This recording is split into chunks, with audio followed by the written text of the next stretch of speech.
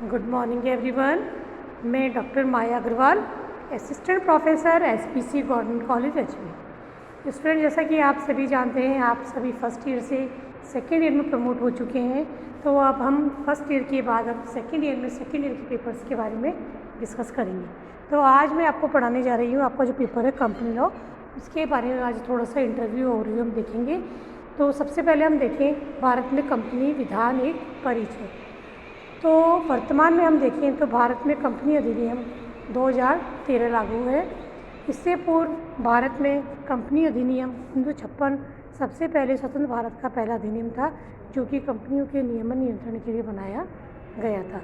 क्योंकि कंपनियों के नियमन एवं नियंत्रण के लिए एक कानून का होना आवश्यक है, तो इस संदर्भ में कंपनी अधिनियम 1956 पूर्व में कंपनी अधिनियम माना गया था और सभी कंपनियां 1956 के अधीन रजिस्टर्ड होती थी। और कंपनी अधिनियम 1956 जो है हमारे देश में लगभग 6 दशकों तक मीन्स 60 ईयर्स तक रहा और उसके तहत कंपनियों का पंजीयन होता रहा और कंपनियों उसके अंतर्गत कार्य करती रही थी। भारत देश में लगभग 6 दशकों तक कंपनी अधिनियम प्रभावी रहा, लेकिन समय समय पर कंपनी अधिनियम में परिवर्तन भी किए गए और इन परिवर्तनों को ध्यान में रखते हुए समय समय पर इस अधिनियम में संशोधन होता रहा। कई धाराएं जुड़ती रही, कई अनुसूचियाँ शामिल होती रही, इससे कंपनी अधिनियम विस्तृत होता गया। वर्तमान में कंपनी अधिनियम में कई प्रकार के संशोधन को जोड़ते हुए कंपनी अधिनियम 2013 लागू किया गया, जो संपूर्ण भारत पर लागू होता है। इस अधिनियम में हम देखें तो कुल 29 चैप्टर्स अध्याय हैं, 470 सेक्शन धाराएँ तथा 7 अनुसूचियाँ शामिल मानी गई हैं। तो इस तरह से वर्तमान में कंपनी अधिनियम 2013 लागू माना गया है और 2013 के बाद जितनी भी कंपनी हैं, चाहे वो निजी कंपनी हो या सार्वजनिक कंपनी हो, कंपनी अधिनियम 2013 के अंतर्गत रजिस्टर्ड की जाती है। सन 2013 से पूर्व जो कंपनियाँ रजिस्टर्ड थी वो कंपनी अधिनियम 1956 के अंतर्गत रजिस्टर्ड मानी गई थी।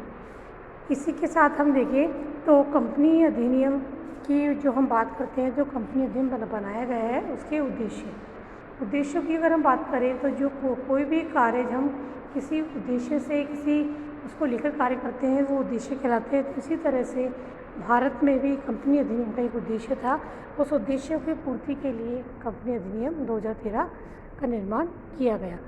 तो सर्वप्रथम अगर हम देखें तो कंपनियों में निवेश को प्रोत्साहित करना कंपनी अधिनियम का एक उद्देश्य माना गया है। क्योंकि आज अगर हम देखें तो कंपनी जो है एक आर्टिफिशियल पर्सन है, मतलब कृत्रिम व्यक्ति है। कंपनी का जन्म विधान द्वारा यानी कानून के द्वारा होता है। जैसे ही कोई कंपनी अधिनियम 2013 के अंतर्गत रजिस्टर्ड होती है तो कंपनी बन जाती है और कंपनी के निर्माण होने के पश्चात वह कृत्रिम व्यक्ति मानी जाती है। उसकी सार्वभौमिक जिसे हम सील कहते हैं वह मानी जाती है। कंपनी का जन्म प्राकृतिक रूप से नहीं होता, जिस तरह से मनुष्य का जन्म होता है वो जन्म लेता है, लेकिन कंपनी का जन्म कंपनी अधिनियम के अंदर रजिस्टर्ड करने से माना जाता है। तो कंपनियां जब रजिस्टर्ड हो जाती है तो उसके पश्चात कंपनियों में निवेश की आवश्यकता होती है। तो कंपनी क्योंकि एक आर्टिफिशियल पर्सन है, तो कंपनी अपना सारा कार्य स्वयं नहीं करती है, बल्कि कंपनी की ओर से कंपनी में जो पूंजी लगाते हैं, अंशधारी होते हैं, वे कंपनी में अपना निवेश करते हैं और कंपनी में को चलाते हैं। तो कंपनी में निवेश को प्रोत्साहित करने के लिए कंपनी अधिनियम बनाया गया है, ताकि कंपनी अपने नियमों में रहकर कार्य करे और अपनी पूंजी का सही उपयोग कर पाए। सेकेंड, अंशधारियों की प्रभावी भागीदारी और उनके नियंत्रण को सुनिश्चित करना, यानी कंपनियों में जो अंशधारी होते हैं वे अपनी पूंजी लगाते हैं और पूंजी के बदले उन्हें लाभांश प्राप्त होता है। तो अंशधारी जो होते हैं वे उसी कंपनी में पूंजी लगाना पसंद करेंगे जहाँ की लाभांश की दर अच्छी हो, रिस्क जोखिम कम हो, विश्वसनीय हो, कंपनी की ख्याति अच्छी हो आदि। तो ये तभी संभव है जबकि एक प्रभावी कंपनी अधिनियम के अंतर्गत अधिकारों में रहकर कंपनी कार्य करे।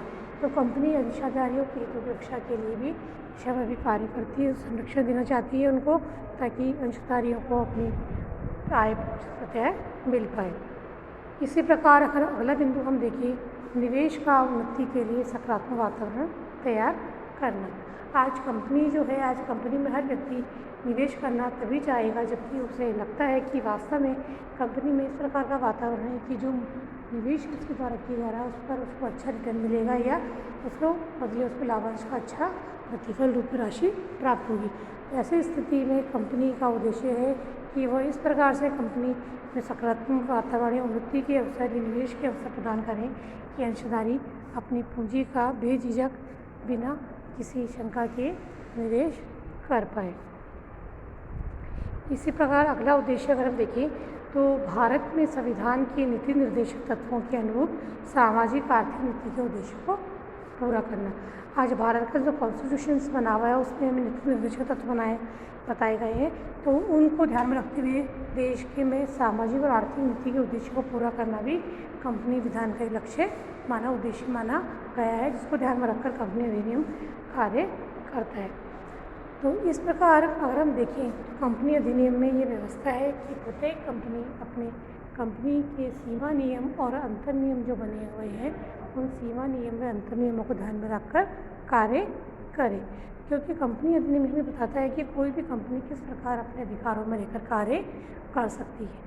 यदि कंपनी चाहे निजी कंपनी हो या सार्वजनिक कंपनी अपने अधिकारों में रहकर कार्य नहीं करेगी तो अपने अधिकारों का वो उल्लंघन करती है।